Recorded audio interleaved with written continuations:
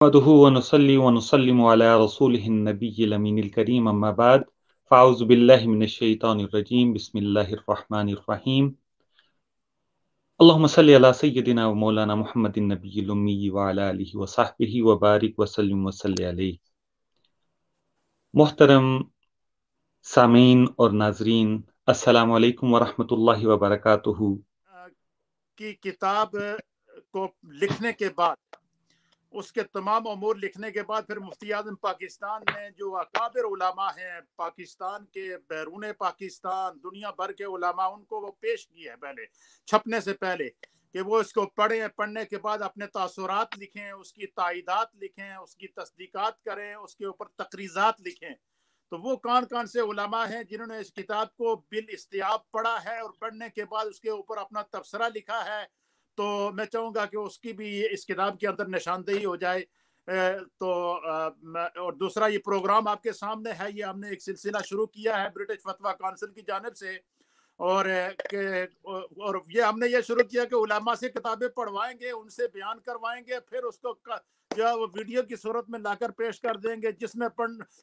نے کتاب کا مطالعہ نہیں کیا وہ سن تو سکتا ہے اس کو. اعوذ باللہ من الشیطان الرجیم بسم اللہ الرحمن الرحیم. العلماء ورثۃ الانبیاء. علامہ نقشبندی صاحب، آپ کا دل کی اتھا گہرائیوں سے شکر گزار ہوں. میں کلور ڈاکٹر صاحب کا بھی، ڈاکٹر مشرف حسین صاحب نے ایک بدعت حسنہ کا آغاز کیا کہ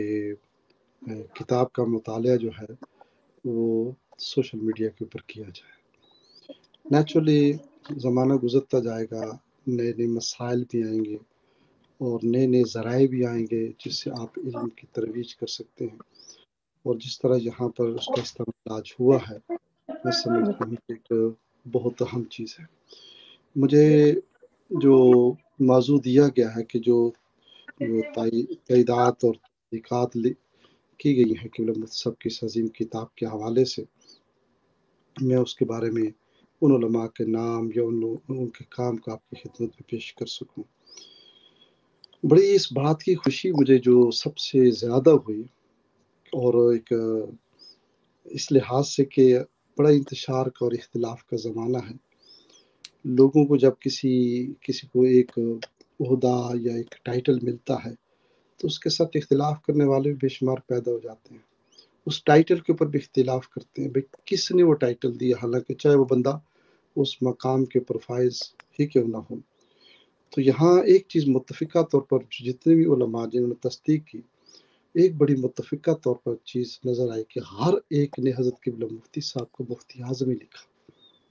یہ بڑی یونیک چیز ہے. ریئلی یہ کوئی آسان چیز نہیں ہے، یہ بہت یونیک چیز تھی میرے سامنے. اور جس طرح ان کی قیادت، اس تقریر کے اندر، ہاں اس تقریر کے اندر تمام نے 99% 95% نے، اور جنہوں نے لفظ نہیں بھی لکھا تو جو دوسرے الفاظ لکھے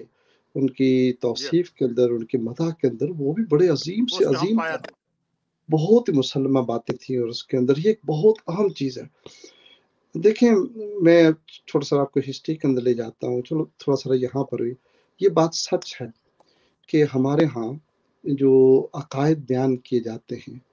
بنیادی عقیدہ بیان نہیں کیا جاتا اور سپیچ شروع کر دی جاتی ہے.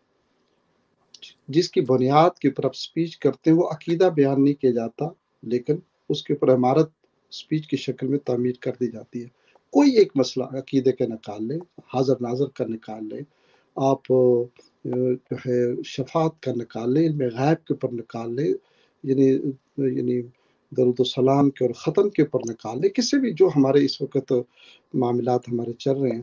وہ اس کی جو بنیاد ہمارا عقیدہ کیا ہے اس کے بیس کے اوپر جو عمارت تعمیر کی جاتی ہے وہ نہیں کی جاتی. مجھے ایک محفل کے اندر جانے کا موقع ملا، وہاں پر حضور نبی کریم صلی اللہ علیہ وسلم کی نورانیت کے اوپر خطاب ہو رہا تھا، اور وہ 1.5 گھنٹے کا خطاب تھا. ایک جگہ بھی نہیں کہا گیا کہ اصلاً حضور نبی کریم صلی اللہ علیہ وسلم بشر ہیں اور اللہ تعالیٰ نے مقامی نورانیت بھی عطا کی ہے. تو جس بندے نے تیاری کروائی تھی وہ مجھے کھانے کے ٹیبل پر مجھے مل گیا. میں نے اس کے ہاتھ کو پکڑا، میں نے کہا یہ تیاری تمہیں کروائی تھی؟ اب عوام جو 2000 سامنے بیٹھی ہے وہ تو حضور صلی اللہ علیہ وسلم کو بشر سمجھے گی. کیا کیا آپ نے؟ کہنے کا مقصد یہ ہے کہ ایسی بدعات داخل ہو چکی ہیں کہ جو ہمارے لیے خطرناک ہے.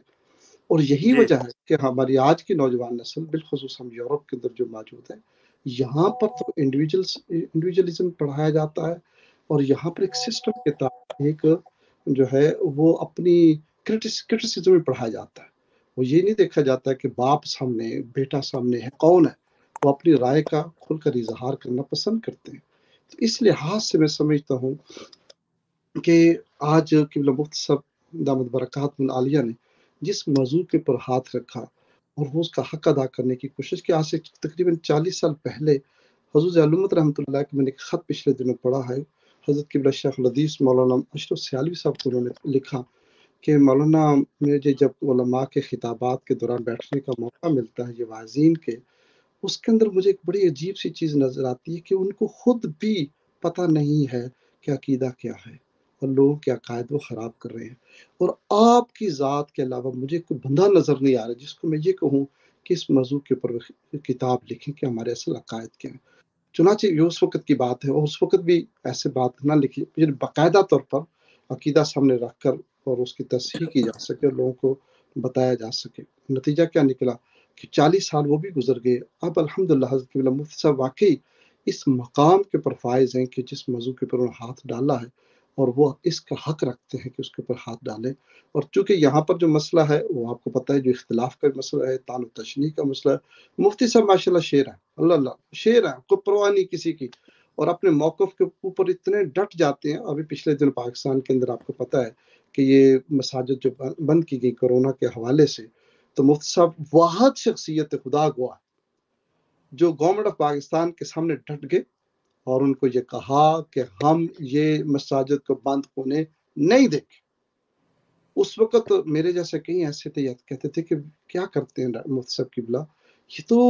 مسئلہ عالمی مسئلہ ہے اور میڈیکل کا مسئلہ ہے، مفتی صاحب کوئی مفتی تو نہیں ہے، ڈاکٹر تو نہیں ہے، ساری دنیا کے ڈاکٹر کہہ رہے ہیں کہ ایک متعدی بیماری ایک دوسرے سے لگتی ہے۔ تو مفتی صاحب نے کہا کہ یہ بیماریاں جو ہیں یہ در حقیقت رب کو یاد کرنے کا ذریعہ بھی تو ہے نا، مساجد کو اگر بند کر دو گے تو خدا کے حضور دعا کیسے کرو گے، رب کے قریب قوم کو کیسے کرو گے، یہ تو ایک بہانہ بن جائے گا اسلام سے دور ہونے کا۔ اور وہ خدا مجھے پتا ہے کون کون لوگ وہ اس میٹنگ کے اندر شامل تھے جو صدر پاکستان نے اسلام آباد میں پریزیڈنسی کے اندر بلائے، مفتی صاحب نے ڈٹ کے پرواہ نہیں کی۔ اور یہ بھی پتا ہے کہ مفتی صاحب کے بے شمار معاملات کے اندر ڈٹ جانے کی وجہ سے وہ دوسرے انہیں ہاتھ ہلا رکھا اور مفتی صاحب نے ہاتھ سخت رکھا،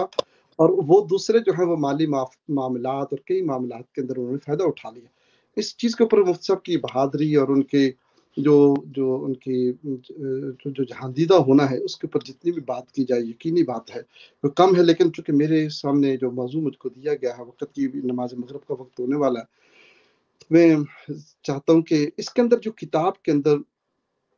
جو 23 علماء نے تصدیق اور تائید کی ہے، اور تمام علماء عام لوگ نہیں ہیں، یعنی کہ اہل سنت کی وہ بنیاد ہیں، اہل سنت کے وہ ستون ہیں علماء، جنہوں نے پھر اس کے علاوہ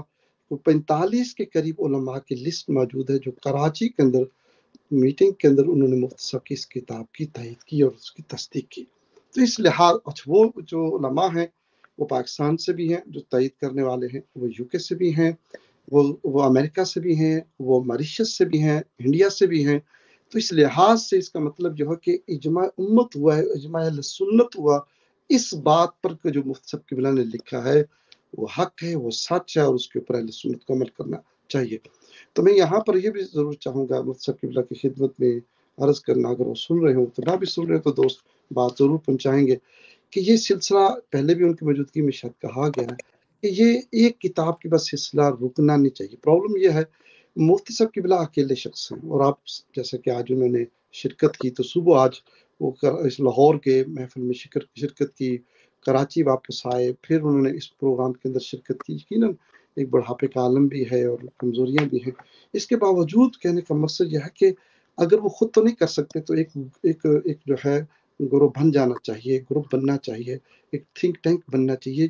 چونکہ یہ تسلسل جو ہے یہ ہونا چاہیے اس کے اندر، تاکہ لوگوں کی اصلاح ہو سکے اور اس کے اوپر ہم کام کرتے رہیں. اور مفتی صاحب قبلہ کی قیادت اور سیادت جو ہے وہ سب سے زیادہ یہاں پر ضروری، چونکہ ان کو مفتی اعظم جو ہے نا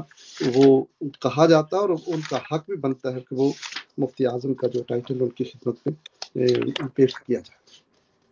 میں یہاں پر سب سے پہلے مصلح امت حضرت قبلہ شیخ حدیث سید پیر سید حسین الدین شاہ صاحب کا جو انہوں نے تصدیق کی ہے، تائید لکھی ہے، وہ میں آپ کی خدمت میں پیش کرنا چاہتا ہوں. میں کچھ علماء کی تھوڑی چیزیں لکھی ہیں، اگر اجازت ہو تو میں بیان کر سکوں. فرماتے ہیں کہ یہ کتاب اخلاص و رضا الہی کے جذبے سے مرتب کی گئی ہے. اس کا مقصد کسی تنظیم، کسی فرد، افراد یا طبقے کو ہدف تنقید بنانا نہیں ہے، اس میں فقط اصلاح مقصود ہے. حضرت علامہ صاحبزادہ سید ارشد سعید صاحب یہ لکھتے ہیں شیخ حدیث جامعہ اسلامی انوار العلوم ملتان شریف میں کہ حضرت مفتی صاحب نے مروجہ نعت خوانی اور پیشہ ور نقیبوں کے بارے میں جو تحریر فرمایا وہ بہت خوب ہے. ان محافل میں عام طور پر پیشہ ور نعت خواں نظر آتے ہیں جو عجیب و غریب وضاقتہ اختیار کیے ہوئے ہیں. ان کے ظاہری سجدہ دیکھ کر ایسے محسوس ہوتا ہے کہ ان کا مطمع نظر اللہ کی رضا کی بجائے دنیاوی منفعت کا حصول ہے. محافل کروانے والے حضرات محافل نعت پر لاکھوں نہیں بلکہ کروڑوں روپے خرچ کرتے ہیں، جبکہ ہمارے مدارس جو ہیں مالی اعتبار سے یتیم ہیں. اب بڑی خوبصورت بات کی انہوں نے، اور یہ بڑی بنیادی چیز ہے کہ قوم سے ہم پیسہ لیتے ہیں دین کے نام پر، خرچ کہاں ہو رہا ہے ایک رات کی محفل کے اوپر جس کی فجر کی نماز بھی ادا نہیں کی جائے گی جماعت کے ساتھ، اور اذانیں ہو رہی ہوں گی، جماعت اذانیں ہو رہی ہوں گی تو وہ تقریب ختم ہوتی ہے تو لوگ اپنے گھروں میں چلے جاتے ہیں اور نماز بھی ادا نہیں کی جاتی. اسی طرح حضرت علامہ پیرزادہ ڈاکٹر نور الحق قادری صاحب جو اس وقت وفاقی وزیر مذہبی امور ہیں پاکستان کے، انہوں نے فرمایا کہ پیش نظر کتاب مفتی اعظم پاکستان پروفیسر منیب الرحمان صاحب اور ان کے رفقائے کار ذی احتشام علماء محققین علماء کی بروقت و جرت مندانہ کاوش ہے، جس کے لیے امت مسلمہ اور اہل سنت و جماعت بالخصوص ان کے ممنون اور ان کے متشکر ہے. انہوں نے کہا کہ اصلاح و تعمیر ایک جاری عمل ہے. یہ بہت خوبصورت بات لکھی ڈاکٹر نور الحق قادری صاحب نے کہ اصلاح و تعمیر ایک جاری عمل ہے اور یہ مثبت اور مستحسن اقدام ہے. فرماتے ہیں کہ اہل جبہ و دستار وارثان ممبر و محراب اور جانشین خانقاہ و مزار کے لیے اعلی حضرت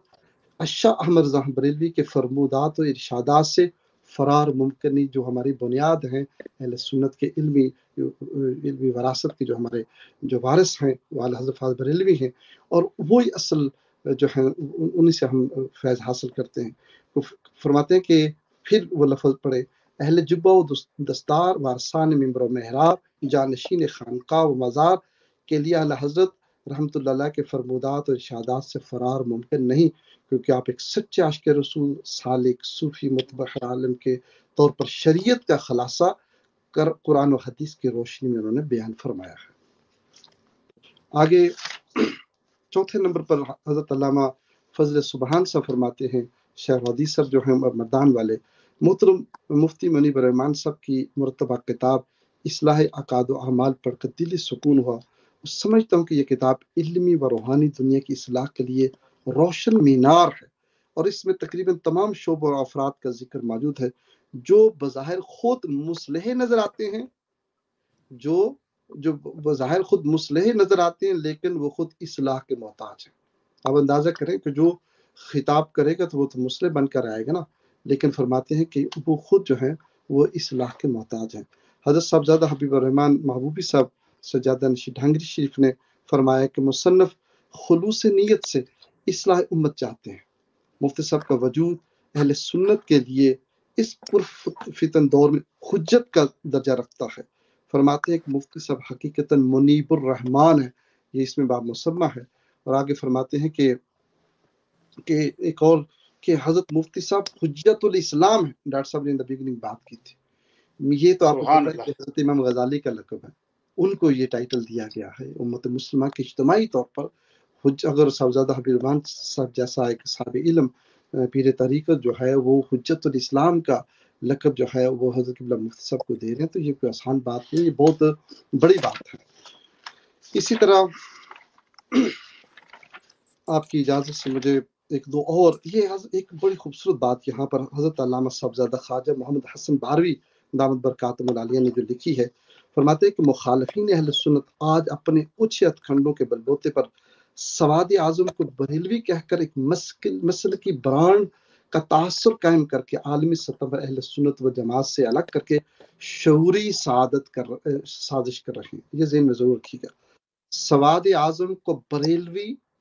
برانڈ مسلکی برانڈ بنا کر، یہ بہت امپورٹنٹ. اللہ حضرت بریلوی رحمۃ اللہ علیہ نے بریلوی مسلک نہیں بنایا تھا، نہ اپنے صاحبزادوں نے کبھی کلیم کیا، حتیٰ کہ حضرت صاحبزادہ فضل کریم صاحب رحمۃ اللہ تعالیٰ نے مجھے یہاں انگلینڈ کے اندر نوٹنگم میں فرمایا